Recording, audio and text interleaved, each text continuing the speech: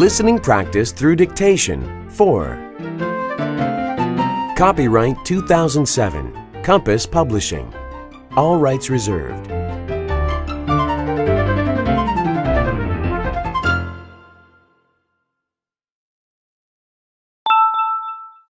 Nature and the environment. Unit 1. Hibernation. Some animals in cold climates hibernate. This means that they spend the winter months in a very long and deep sleep. Many animals find shelter underground. They dig out shelters to sleep in. Animals that cannot dig find cracks or holes at the base of trees and bushes. If they like the place they find, they might use it for years and years. Animals that hibernate include cold-blooded animals, such as lizards, frogs, and snakes. Many warm-blooded animals also hibernate, such as mice, bats, and squirrels. When these animals are hibernating, they seem like they are not alive at all. Warm-blooded animals seem colder to the touch. However, their blood is still very warm.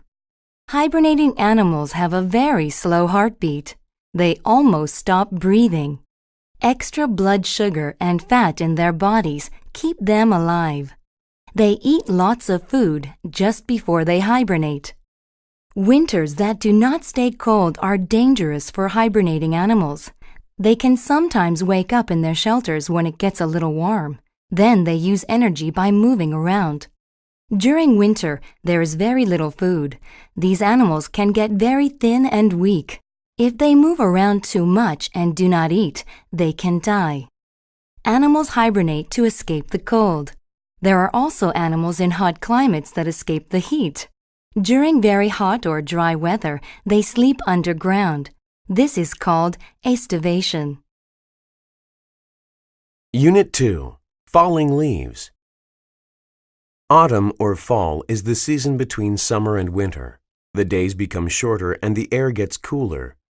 Trees sense these changes, so they start preparing for colder weather. Trees that have leaves block water and food from coming through the branches to the leaves. When this happens, the leaves die. They fall off the tree or the wind blows them away. This is why autumn is usually called fall in America.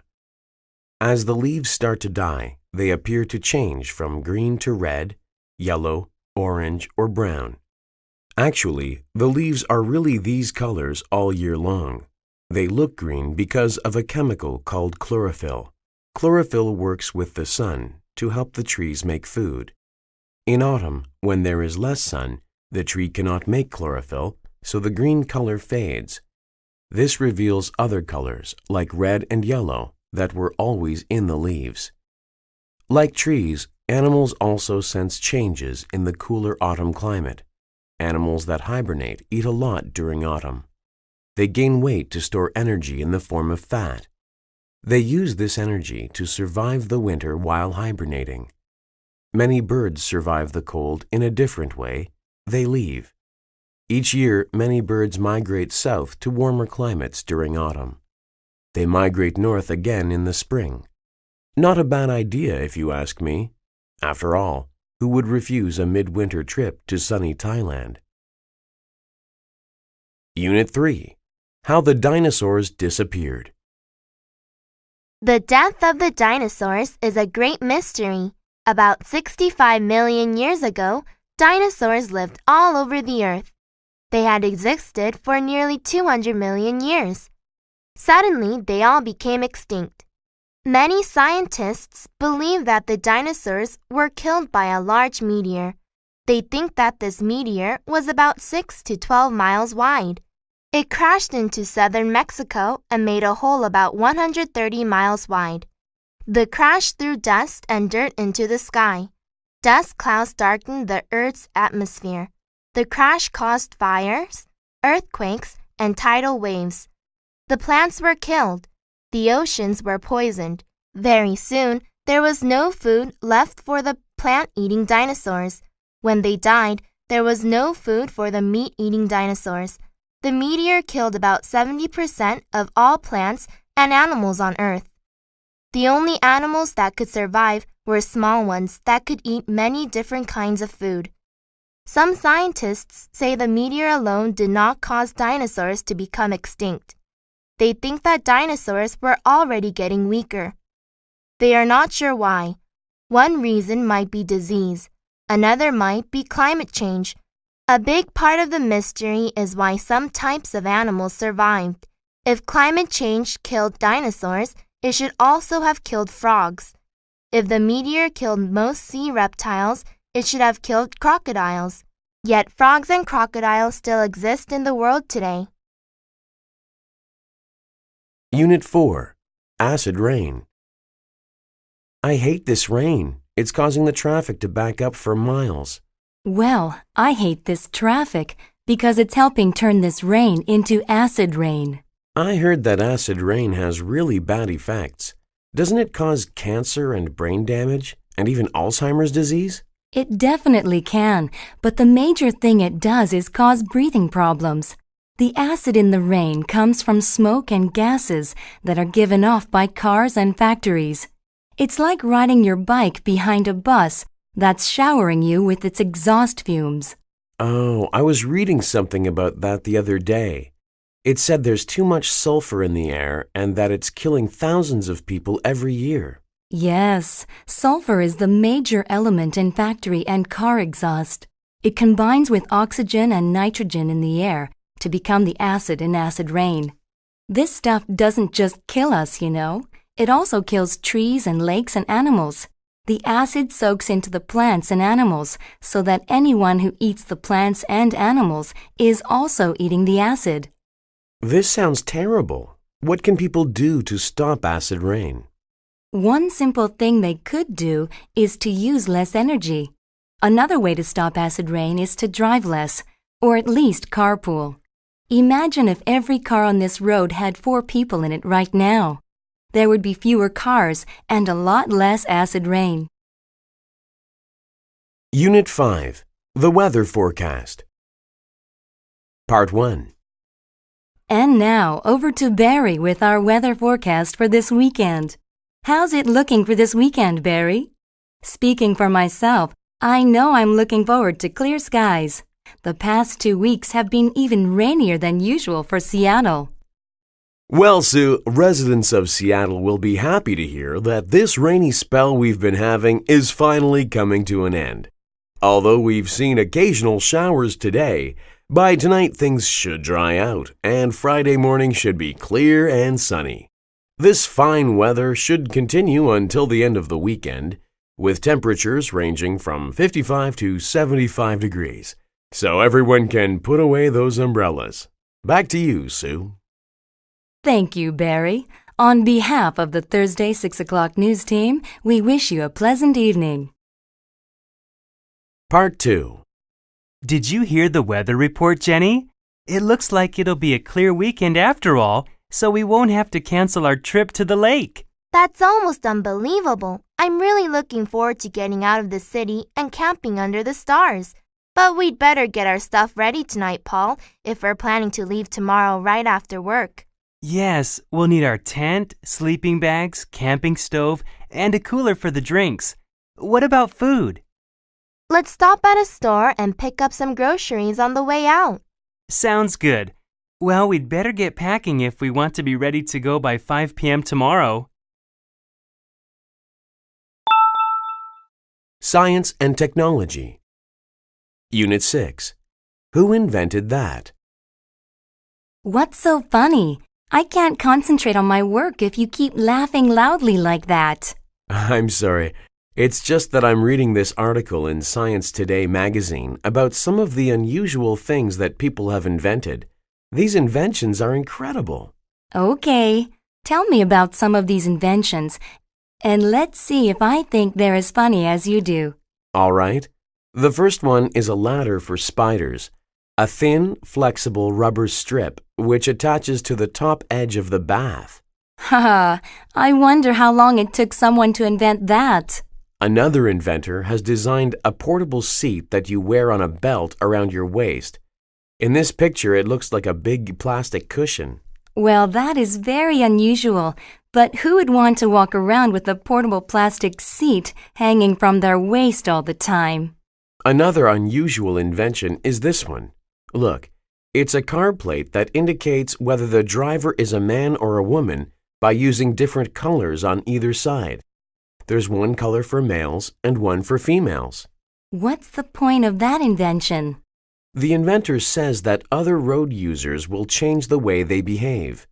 They will become more polite if they know a woman is driving, so there will be fewer car accidents. Huh, do you really think that will happen? That's completely unbelievable. Unit 7. The White Noise Machine. And now, ladies and gentlemen, the moment you have all been waiting for. Here's the winner of this year's science contest, Charles Moore. Charles, tell everyone about your invention. Thank you. For the science contest this year, I've invented a white noise machine. Let me explain what that is. Have you ever been kept awake at night because of the sound of traffic or people talking or loud music? These types of noise are sometimes called dark noise. Dark noise is made up of sounds that bother you so much that you can't concentrate on what you are doing. White noise is not exactly noise. In fact, white noise can't be heard at all. White noise is made up of invisible waves of sound that reduce the effects of dark noise by making sounds of the opposite frequency. It's like being in the ocean and seeing a large wave coming toward you. It might knock you down. But if you could send a wave, or many small waves, toward the big wave, it wouldn't be as powerful, because the small waves would hit it and reduce its size. My machine does this with sound. As a sound enters the microphone, the machine determines the sound's frequency. Then it makes a sound in the opposite frequency that cancels out the first sound. I hope my machine will give some peace and quiet to people living in noisy places. Thank you. Unit 8. Inches and centimeters. Hi, Julie. I'm trying to figure out the dimensions of this MP4 player I want to buy, but I'm having trouble converting these English measurements. You're really good at mathematics, aren't you? It says that the MP4 player is 3.6 inches tall and 2 inches wide, but what does that mean in centimeters? Well, according to my math book, 1 inch equals 2.54 centimeters, so to convert that, we need to multiply each English measurement by that number. Wait, I have a calculator in my pocket. Great! According to the calculator, that would make it 9.1 centimeters tall and, let's see, about 5 centimeters wide. So, its height is about 9 centimeters and its width is about 5 centimeters. But what about its weight? The website says that it weighs 3.6 ounces. We multiply 3.6 by 28.3, which is the equivalent in grams, and that converts to about 102 grams. All right then. The MP4 player is about 9 centimeters tall and 5 centimeters wide and weighs about 102 grams. I thought it would have to have larger dimensions to be able to hold 5,000 songs, but it's small and light. Do you think I should buy it, Julie? It sounds like a good product, but it depends on the price. Well, now I have the same sort of problem again. Could you help me figure out how to convert Chinese currency to our currency? Unit 9. Communicating online. Computers have transformed the way people communicate. In some ways, this transformation is good, but in other ways, it could be harmful.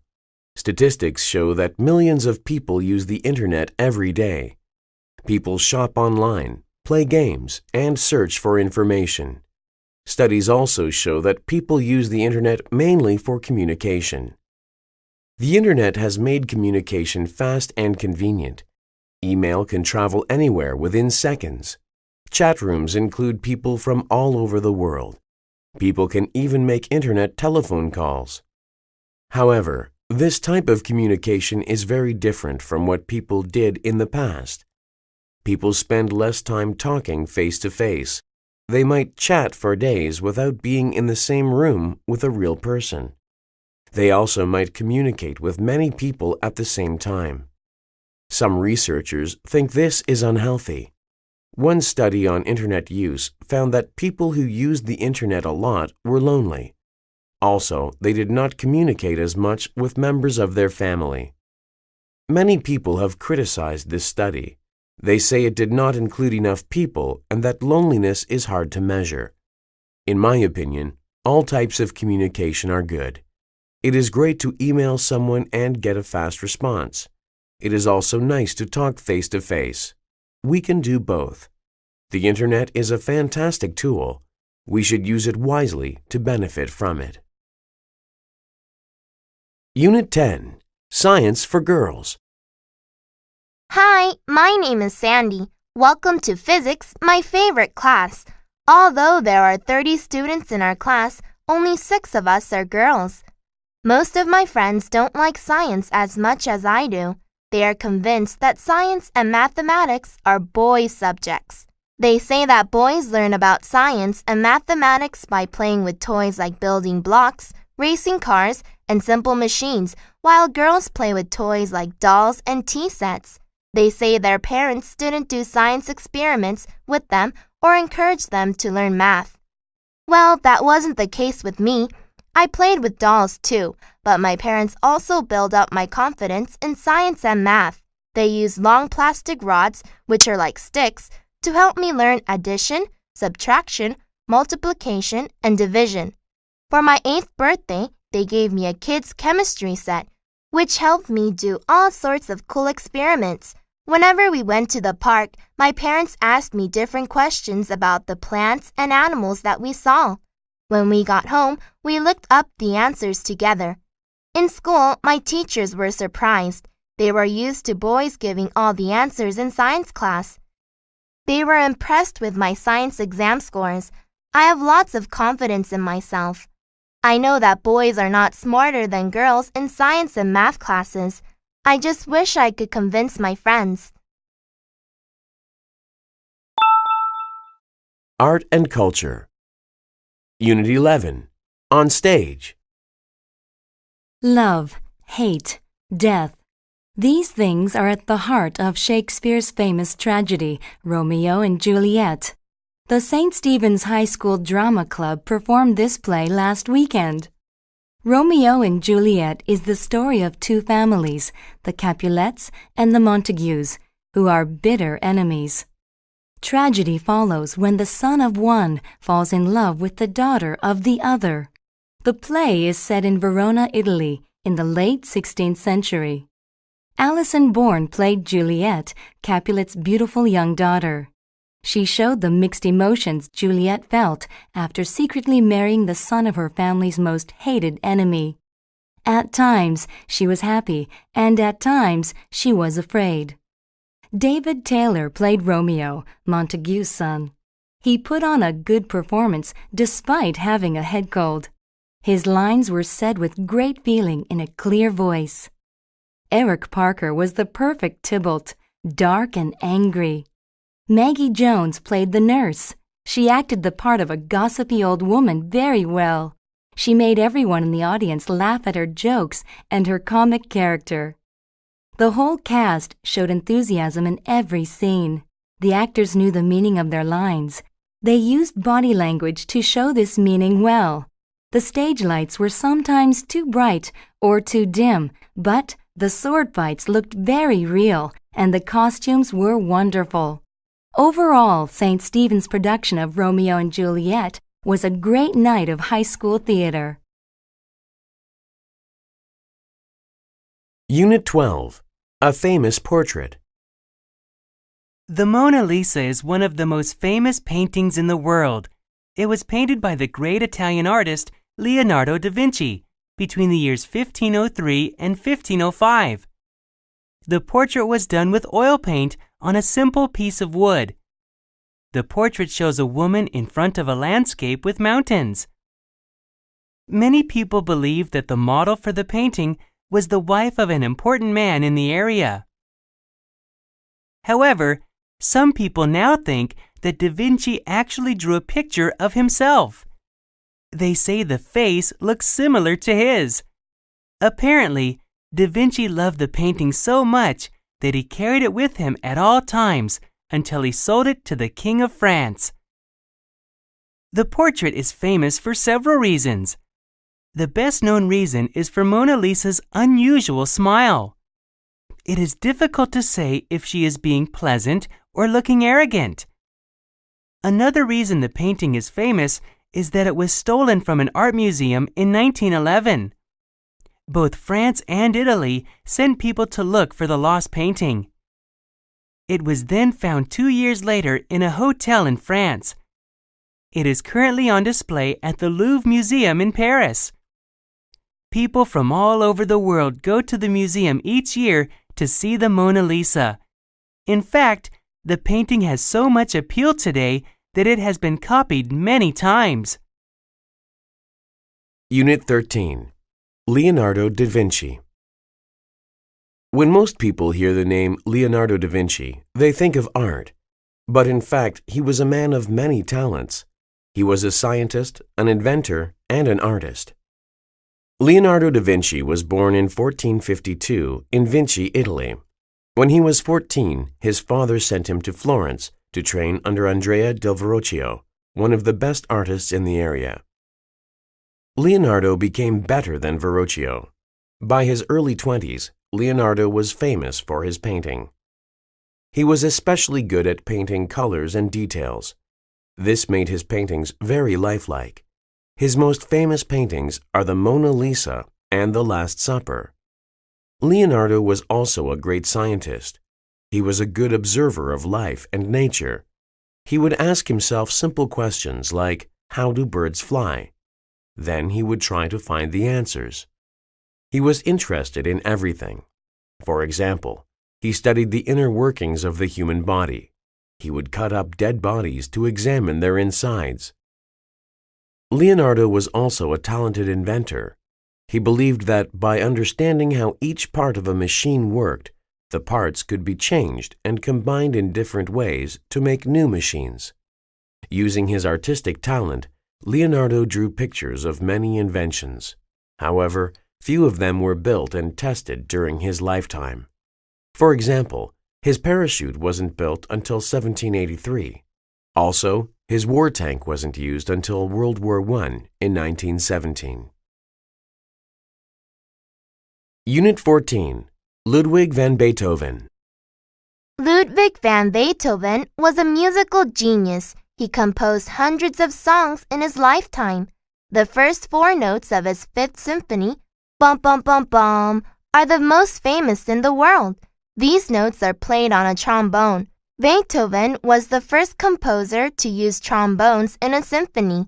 A symphony is a very complex and beautiful song. Beethoven wrote 9 symphonies in all. He said that he first composed symphonies in his head. He heard the part for every instrument in his mind before he wrote the first note on paper. Beethoven was born in 1770 in Bonn, Germany. His birthday was probably in December. Nobody is sure. He gave his first public performance at age 7. He wrote his first composition before he was 12. Sadly, at the age of 28, he started to go deaf. But he continued to compose music and to lead the orchestra. He never got married. After his death in 1827, friends found love letters that he had written to someone he called immortal beloved. To be immortal means to live forever. Beloved is a way of saying you love someone. His lover's name still remains a mystery. For these reasons, and because of his wonderful music, he is remembered as a remarkable man in history. Perhaps no other composer has had such a large effect on the history of Western music as Beethoven. Unit 15. A nice gift. We've been invited to Lisa and Tom's wedding in August, so we need to get them a present. Do you have any ideas about what to buy them? I don't know. I'm not very good at buying gifts for people. What do you usually buy people for wedding gifts? I'd like to buy something that they have especially asked for. Most couples who are getting married go to several department stores and make a list of what they would like, and the stores put the list into a computer system. Then you can go and print out the list and choose something that they would like. Are Lisa and Tom registered somewhere? Yes, they are registered at 2 department stores. I've already printed out their list from one store. What have they asked for? Well, they have asked for different things for their new house. They would like towels, linens, decorations for the house, small appliances for the kitchen, china, silverware, crystal glasses, garden tools, and a patio set. Wow, that's a lot of stuff. How should we decide what to get them? They have listed a coffee maker as one of the things they want, so why don't we buy them a nice coffee maker? Okay, how much is it? It's $40. Maybe we could get them some nice coffee cups and some coffee to go with it. That's a great idea. I think that will make a lovely wedding present. Leisure and entertainment. Unit 16. Collecting stamps. Hello everyone, my name is Franklin. I'm the president of the Greenville Stamp Collecting Club. Many people ask me why stamp collecting is such a popular hobby. There are several reasons. First, stamp collecting is inexpensive. Most letters come with stamps on them. All you need to do is remove the stamp from the envelope. It's true that nowadays we may not get as many letters as we used to. In that case, you might want to buy your first set of stamps. Stamp dealers often sell a lot of stamps for only $3. Second, stamp collecting is educational. Stamps have pictures of everything from world leaders to endangered animals to various sports. It is interesting to learn about the people and things that are pictured on the stamps. It's much more exciting than reading a boring history book. Also, stamp collecting can help build friendships between people from around the world. Stamp collectors in India, for example, can build stamp trading friendships with people from Mexico.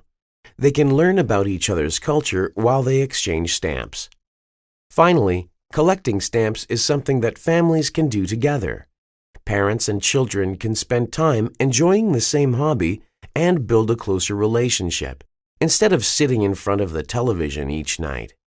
So there you have 4 good reasons why stamp collecting is the world's #1 hobby. I hope you have enjoyed my talk. There are refreshments in the lobby. Thank you. Unit 17. Rock, Paper, Scissors. Come on, Tony, let's go to a movie tonight. We went to a movie on Saturday, Mary, but we haven't gone bowling for a long time. I know. Let's play rock, paper, scissors to decide. Rock, paper, scissors? It sounds like an interesting sort of game. How do you play it? First, we each make a fist with our right hand, and then we shake our fists at the same time. 1, 2, 3. On the count of 3, you can keep your hand in a fist. That's rock.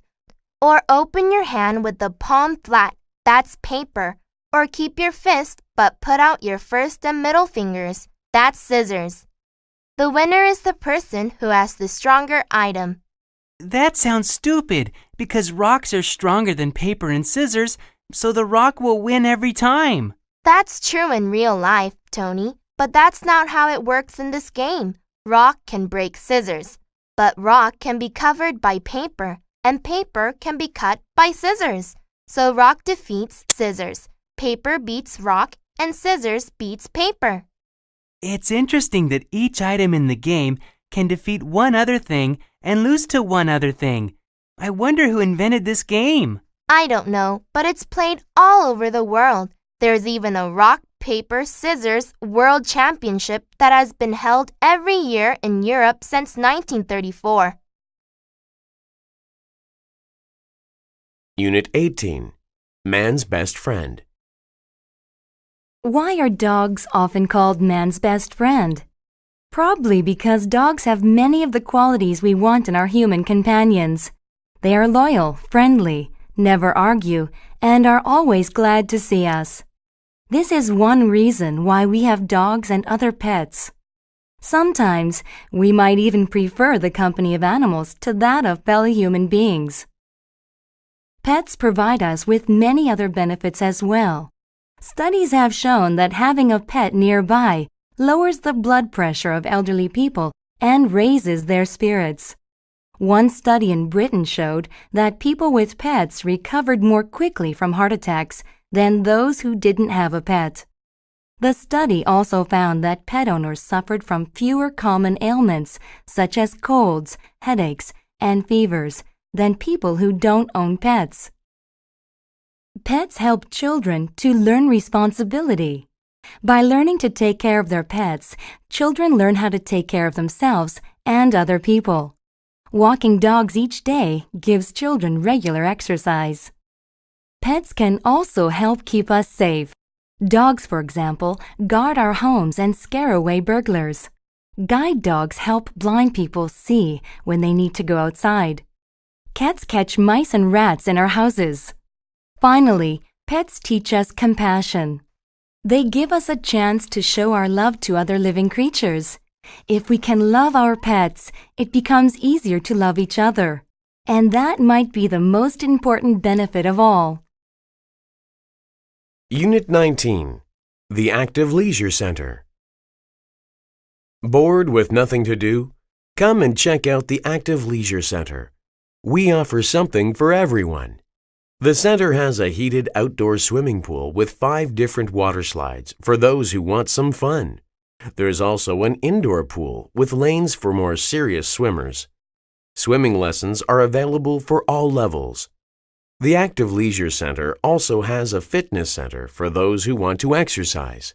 We have running machines, exercise bikes, weight machines, and free weights, and daily aerobics and jazz dance classes. Our fitness experts will be happy to provide you with a fitness program to suit your needs. The center has a sports hall where you can play indoor soccer, badminton, basketball, and various other sports. You can join community sports groups, sign up for tournaments, or just book the hall for you and your friends to use. With the school holidays coming soon, why not come and find out about our special holiday programs? We have programs for all ages, from kindergarten to high school students. And if you join now, you can even get a family discount. So come and take advantage of all that the Active Leisure Center has to offer. We're open from 6 a.m. to 10 p.m. on weekdays and 8 a.m. to 8 p.m. on weekends. For more information, call 325-6188 or visit our website at www.activeleisure.com. Unit 20. The Audition. Hi, Cindy. Are you ready for the big audition this afternoon? I don't know, Greg. I've been practicing the script all week, but the princess has so many lines that I don't know if I can remember them all.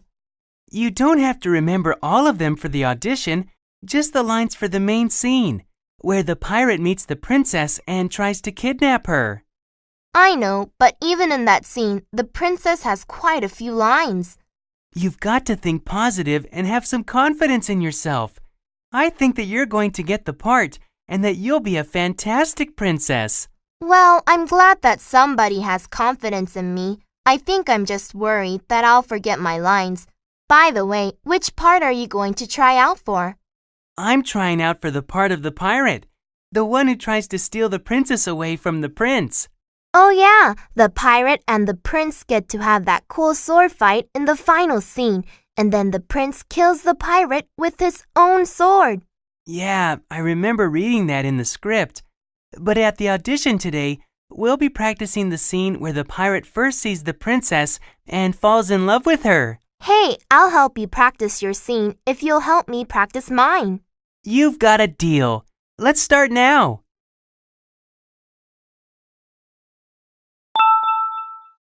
School and Family. Unit 21. Add, subtract, multiply, and divide. Hello there, Terry. How are you doing? Not too well. I'm really having trouble figuring out this arithmetic assignment. I can add and subtract pretty well, But without a calculator, it's difficult for me to multiply and divide. Hey, Olaf, I heard that you're excellent in math. My technique is that I try to imagine pictures in my mind so the numbers aren't just figures on a page, but something I can apply to real life. One way I do this is to imagine the numbers as if they were money. For example, if the equation is 753 minus 236, I think about $7.53 minus $2.36. It's $5.17 or 517. Easy! Wow, that does seem easier for adding and subtracting. But how do you apply this technique to multiplying and dividing? Okay, suppose the equation is 200 times 30. 30 is 3 groups of 10. So first I imagine 10 groups of people standing in a large field. Next to each group is a sign with the number 200 on it. At the front of the field is a huge sign with the number 2000 on it because 200 times 10 equals 2000, right? But the problem requires 200 times 10 3 times, so I just add 2 more fields of people to my picture with 2 more signs that say 2000. Now I have 2000 times 3. The answer is 6000. Unit 22. I spy. Dad, this is so boring, just sitting back here with nothing to do. Playing a game is a fun way to pass time on a long car trip. Okay, but what kind of game can we play when we're going 70 miles an hour in a car? Well, when I was young, we used to play a game in the car called I Spy. One person decides on an object that he or she can see and tells us its color. Then the rest of us have to ask yes or no questions to try and find out what it is. I'll go first, and I spy something that's… Hey, I wanted to go first. Billy, let your sister begin. Remember, it's considered good manners to let girls and younger children have their turn ahead of us. Yeah, remember your manners, stupid. Betsy, it's also good manners to treat each other with respect and not to call people names. I think you need to apologize to your brother. I'm sorry, Billy. Let's start, okay? I spy something small and green. It's on the steering wheel and… Stop, Betsy. Dad said that you're only supposed to tell us its color, not its size or location or anything else. Oh no, I forgot. That's okay, honey. Everybody makes mistakes. Remember the saying, if at first you don't succeed, try again. Okay, let me try again. I spy something… Unit 23. American Families Today. American families today are very different from what they were about 100 years ago. The main difference is that families are now much smaller. In the past, most families lived on farms. They needed children to help them work. Today, most families live in cities. Parents do not expect their children to work for them. It is also becoming very expensive to raise and educate children. Many parents cannot afford to have a large family. Others think that there are already too many people in the world. If they have more than 2 children, it will increase the population. Also, the types of families are changing. Statistics show that there are more single parents than ever before. More and more unmarried couples are having children, and a growing number of couples are choosing to have no children at all. Traditional families, a married couple with children, live in less than 25% of all U.S. homes. One reason for this trend is the greater number of working women. In the past, women depended on their husbands for money. Now, many women have jobs. They don't have to be married to have money. Another reason is divorce. This is when a husband and wife decide not to be married anymore. Almost half of all U.S. marriages end in divorce. Many people decide not to get married at all. They prefer to be single and live without a husband or a wife. Unit 24. Making Decisions. How does your family make important decisions? Do children have any say in making these decisions, or do parents simply tell them what to do? There are several different methods for making family decisions. One method is to have a vote. Each family member writes his or her own choice on a piece of paper. With this method, each person gets equal say in the issue being decided. What if the vote is a tie? You should think of an idea to break a tie before you vote. A second method is to give older children special privileges. If you're moving into a new home, for instance, the oldest child might get first choice of bedrooms. A third method is to take turns making the decisions. Suppose a family goes on vacation together each year. One year, they might let their daughter decide where they should go. The next year, the choice goes to the son. A fourth method is to let the head of the household decide what is best. That is the way we do it in my family. The head of our household, my father, listens to all our opinions. Then he makes a decision. We agree to follow his decision even if we don't like it. Making family decisions is not always easy. The important thing is to choose a method that everyone agrees on. That could cause a problem, however. Which method should you use to decide which method to choose for making decisions? Unit 25. My favorite teacher. The best teacher I've ever had was Mr. Lambert, my high school French teacher. He was short with dark hair, a thick beard, and a big smile. His legs were short too, so his arms always looked too long. He was a very good teacher because he always brought so much energy to the classroom. His classes were never boring because he was always active, trying to find new methods to communicate ideas. Because he taught French, English wasn't allowed in class, so he often had to demonstrate the meaning of new words through gestures and acting. Once he had to communicate the word above without saying it in English. First, he pulled a desk near the blackboard and then put a wastebasket between the desk and the blackboard. Next, he put his feet on the edge of the blackboard and his hands on the desk so that he was above the wastebasket. I've never forgotten that demonstration. It was difficult not to enjoy the subject when he was so excited about teaching it. The most important reason that Mr. Lambert is the best teacher I've ever had is that he loved all his students, even when we made him angry by speaking English in class. Whenever that happened, the students always felt guilty because they had so much respect for him. Now that I'm a teacher, I try my best to be like Mr. Lambert. He is my role model. People and work. Unit 26. Meet Deborah. Hi, my name is Deborah Garrell. I'm a 20-year-old communications major at New York University. I love being at university. I'm enjoying my courses, and I meet many new people every day. It seems like a new adventure, and I love adventures.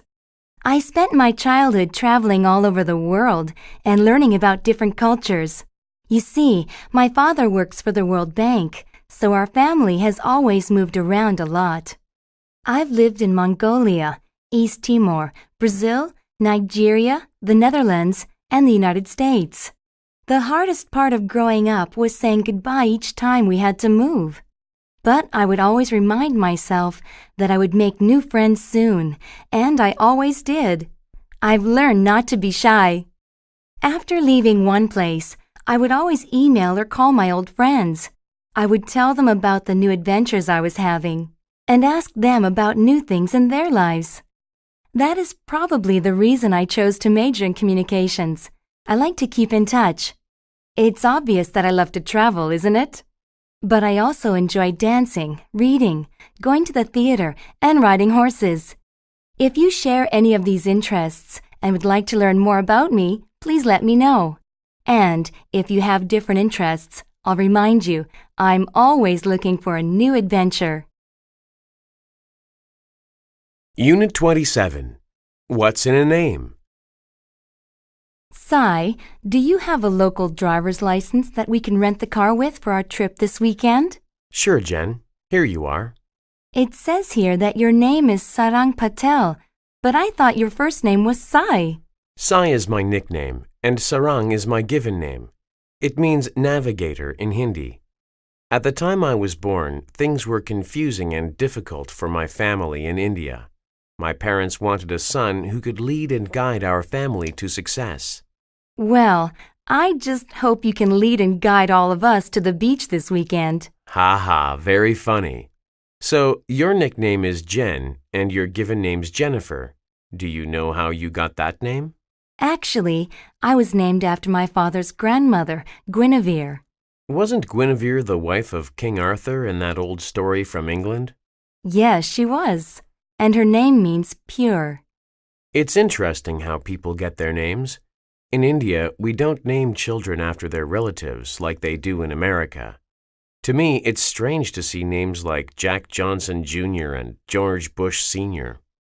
Usually, it's a way to show respect for a person, but some people make it ridiculous. You've heard about George Foreman, the famous boxer, haven't you? No. Well, he had 5 boys, and he named each one of them George, after himself. It must be confusing when the phone rings at his house. Unit 28. The Right Career. People need to consider important factors when choosing a career. In my opinion, the most important factor is to choose a job that goes well with your personality. Are you an outgoing person who loves meeting new people and talking to them? Perhaps you should become a tour guide or a teacher. Are you shy? Maybe you should be an accountant or a scientist. Remember, you will do your job almost every day. If you have to change your personality when you work, you probably won't be very happy. And neither will the people you work with. Nobody wants an unfriendly tour guide or an impatient teacher. Are you a moody person? In most jobs, you will be expected to control your emotions. That's hard to do if your mood changes often. In that case, you might want to work alone. Perhaps you could be a writer or an artist. There are other factors to consider, such as salary and status. However, what good is a large salary or high status if you don't like your job? You should consider your personality, find out what you are very good at doing, and then find the right career to go with all this. Too many people choose a career because it pays well. Too often, they find they don't like their jobs. But by then, they feel like they're in a trap, and they can't escape. Finding a good career is important. Think about it and choose carefully. Unit 29. Body Language. Did you know that words are not the only thing we use to communicate? Most of our messages are sent through body language. Only about 10% of communication is done through the actual words of a conversation. Isn't that strange? If we understand body language well, we can learn a lot more about what other people really think. We can also use body language to send the right message to others. Have you ever felt dislike for someone without knowing why? Well, he or she might have been sending out a negative message through body language. What kind of things should you look for if you want to understand body language? First, look at people's eyes. If people are lying, they may not look directly at the person they are talking to, and the pupils of their eyes may shrink. Next, look at people's arms. Arms crossed in front of the body might mean a person is unfriendly or afraid. He or she might be trying to say, "Stay away." If the arms are by the side or at the back of the body, the person might be saying, "Come closer. I won't hurt you." But keep in mind that there is no accurate way to interpret body language all the time. Sometimes, talking is still the best way to communicate. However, knowing about body language will improve the way you communicate and help you understand other people better. Unit 30. Veterinarians. If you like animals and science, you might want to be a veterinarian. Veterinarians are animal doctors. They take care of sick and injured animals. Like doctors, vets perform surgery and give medicine. When an animal is sick, vets examine it to find out why. They look for clues in the way an animal looks and acts. For example, if a dog is walking in a strange way, it might have injured its leg. Vets need to observe animals carefully since animals cannot speak to tell anyone what is wrong. Vets prevent health problems in animals by giving vaccinations and checkups and fixing teeth. They also teach owners how to feed and train their animals. Vets use special tools to perform surgery. They fix broken bones, take out tumors, take x-rays, and treat wounds. Most vets treat small pets, including dogs and cats.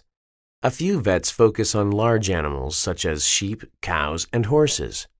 Large animal vets usually drive to ranches and stables where their patients live. Often they help when the animals give birth.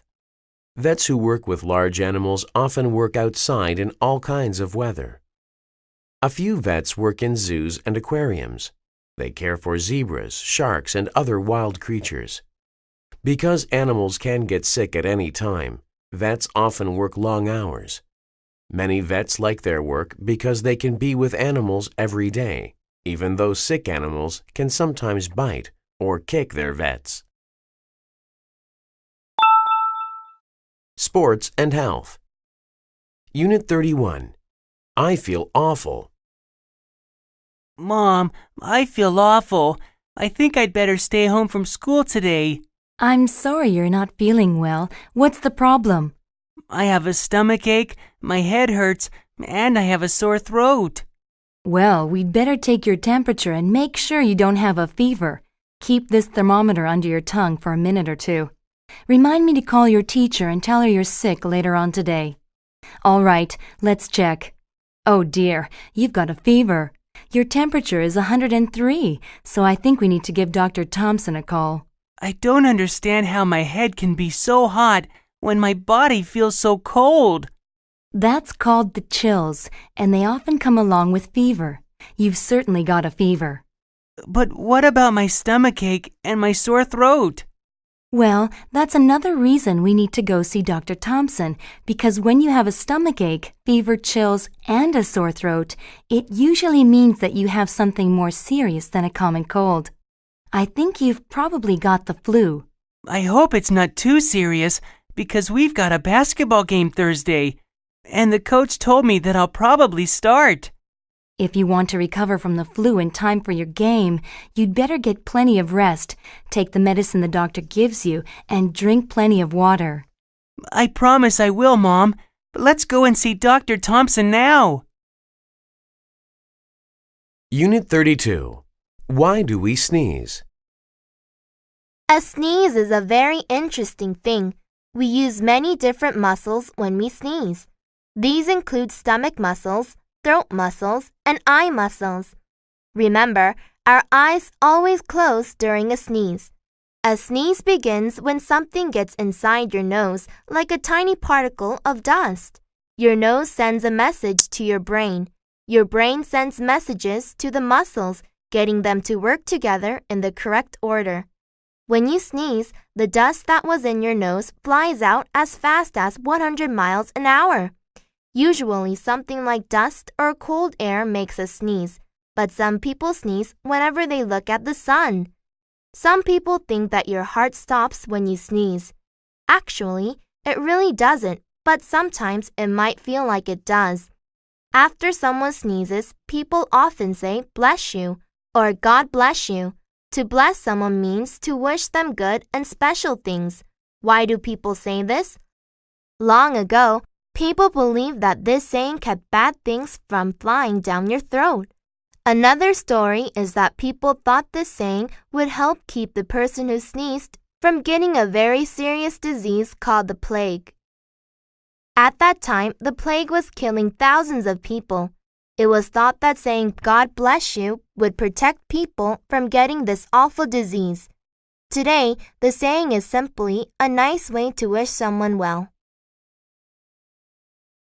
Unit 33, Skiing and Snowboarding. My name is Michael Bryce, and I love to ski and snowboard. I am 16 years old, and I have been skiing since I was 5 and snowboarding since I was 8. Both my parents like skiing, and my older brother likes snowboarding. In my opinion, snowboarding is more fun and exciting than skiing. When I ski, it feels really easy to control where I go and how I move. The ski poles make it very simple to change my direction. There are no poles in snowboarding, however, so when you snowboard, you have to understand the snow very well to make sure you don't fall. The feeling I get while I'm snowboarding is more exciting than when I'm skiing because I like having less control. I enjoy the challenge. I never know what's going to happen. This makes it more exciting.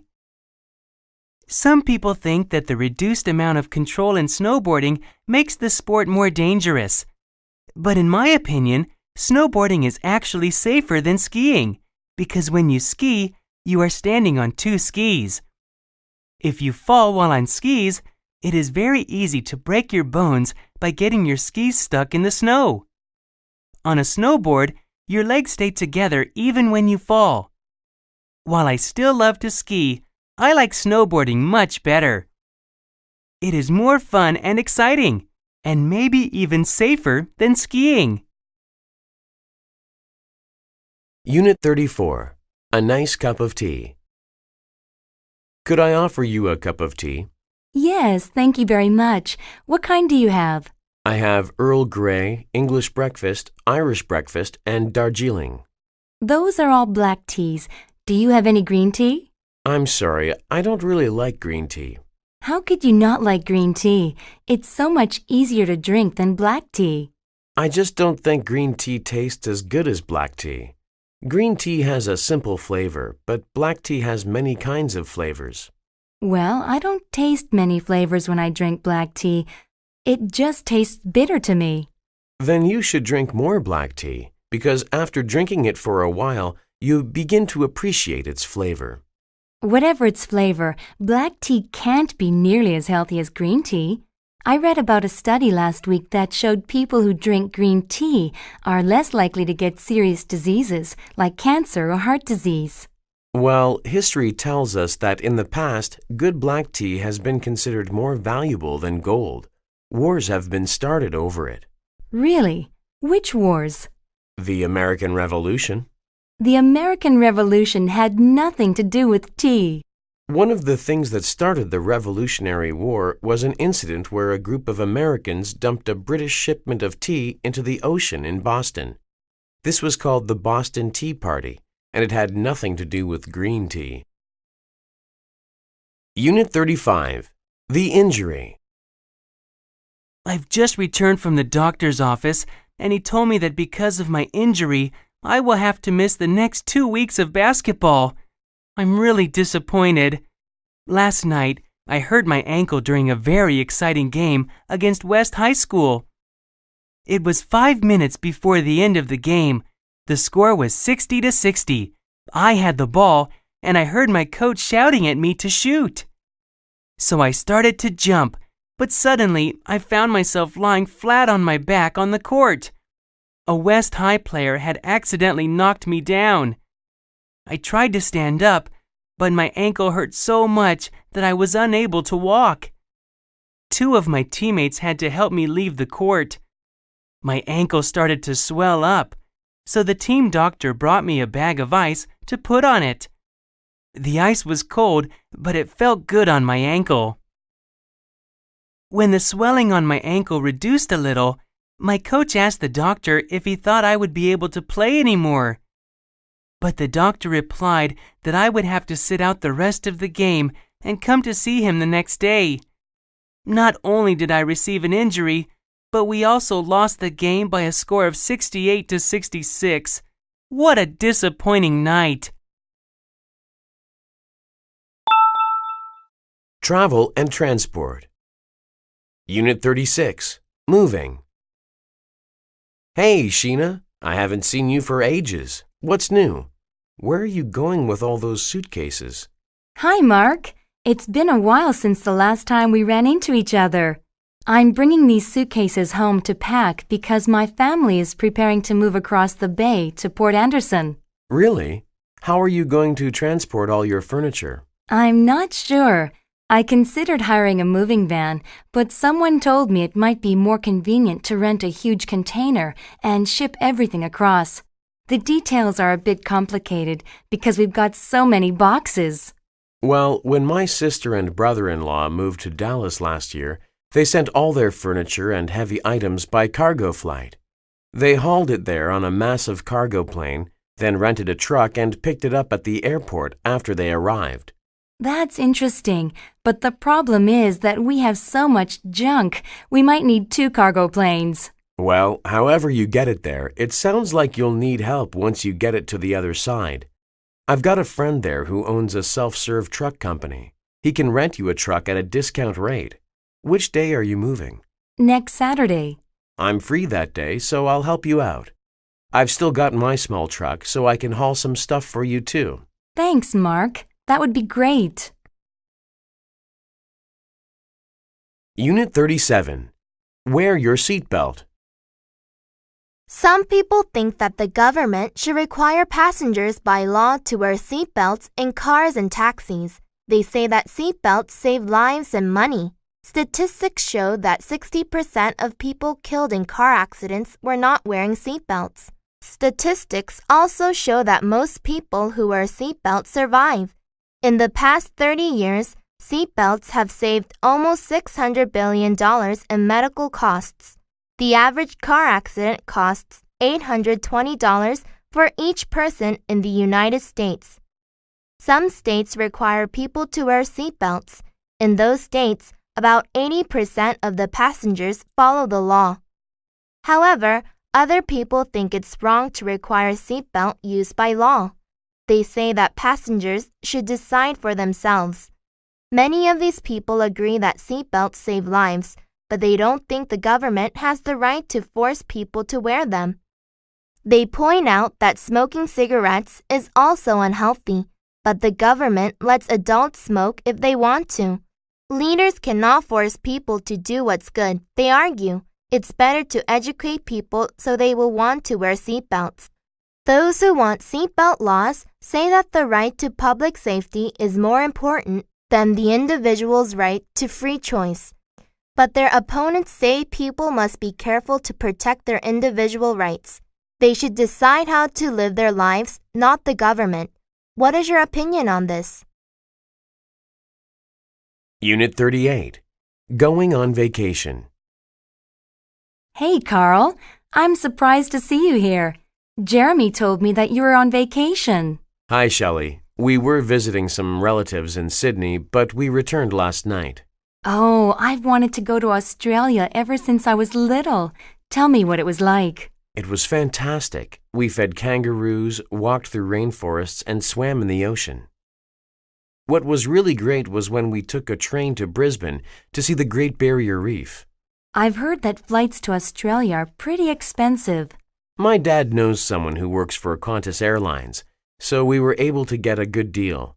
The tickets were only $800 per person for a round trip. Wow, that is a good deal.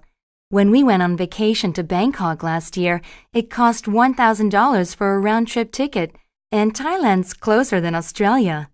What did you like best about Thailand?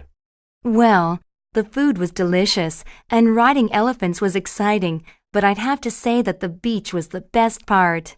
The only unpleasant part of the trip was after we got home, when we found out that the airline had lost some of our luggage. My father's suitcase and my sister's backpack were missing.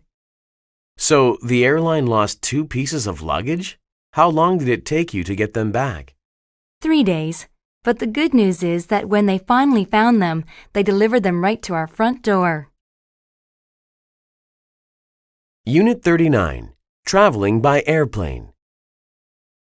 Airplane travelers can choose between 3 kinds of tickets: first class, business class, and economy class. Most people buy economy class tickets. They are cheaper, so travelers can go to more places more often. Business class is more expensive, with good seats and good service. First class is very expensive, but offers very comfortable seats and excellent service. In economy class, the seats are small and close together. There is not much leg room. In first class, the seats are huge and wider apart. There is lots of room for passengers to stretch their legs. Economy class passengers usually must all watch the same movie. First class passengers have their own TVs, and each person can watch different movies. Economy class passengers eat cheaper food. First class passengers are served delicious fresh food. It is difficult to sleep in economy class because of the small seats and all the noise. In first class, the large seats can be pushed back to make a comfortable bed. There is a curtain between sections, so it is nice and quiet. Economy class is a good choice for short flights within the same country. Business class or first class is a good choice for business travelers taking an international flight across an ocean. These people often have to get off the plane and go right to work. For them, it is important to arrive fresh, rested, and ready for a full, exciting day. Unit 40. A Family Cruise. Family Cruise Line is offering a new, exciting cruise that the whole family can enjoy. We have a special deal for families all year round on our Family Caribbean Cruise. This special one-week cruise leaves from Miami, Florida, and stops at 6 fantastic Caribbean islands. There is so much for the entire family to see and do. On board, we have a variety of great food for breakfast, lunch, and dinner. We also have lots of interesting and fun activities. There are music and dance shows every evening. We have a movie theater and a KTV bar. For kids, we have shows each day with their favorite TV friends like Mickey Mouse, Goofy, and Elmo. Playing with television characters isn't the only activity children will enjoy. They can play volleyball, swim in one of our 3 huge pools, or take dancing and art classes. There's so much variety, the kids can try a new activity each day. Mom and Dad can join them or rest in lounge chairs on our wide ship deck. On shore, you can shop, swim, and enjoy fresh food while you learn all about island life. With 4 to 7 hours on shore each day, you'll have plenty of time to explore each island. Does this sound exciting? It is! So, when it's time to plan your next vacation, remember Family Cruise Line.